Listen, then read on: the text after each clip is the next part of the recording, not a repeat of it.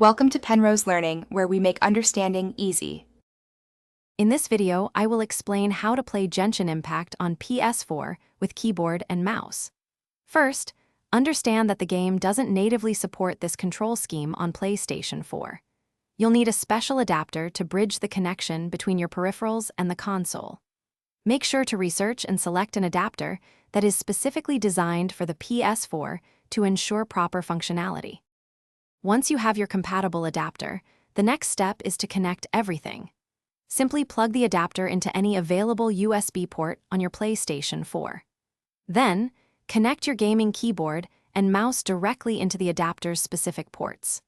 Remember, certain adapters might also need a wired PlayStation 4 controller connected to them for authentication purposes before they can function correctly. After connecting your devices, you'll need to configure the adapter. Refer to your adapter's manual for specific instructions on how to set up keybinds and adjust mouse sensitivity.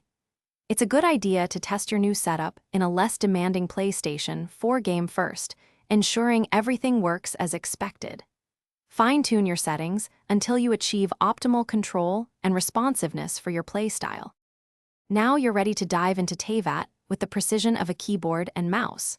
While this method isn't officially supported by Genshin Impact on PlayStation 4, many players find it offers a more familiar and precise control experience. Just be aware that performance can vary depending on your adapter. For more great tips and resources, including a fantastic book that can truly change how you think about money, make sure to check out the description below for links and other deals. Thanks for watching. If this was helpful, leave a like and consider subscribing. See you next time.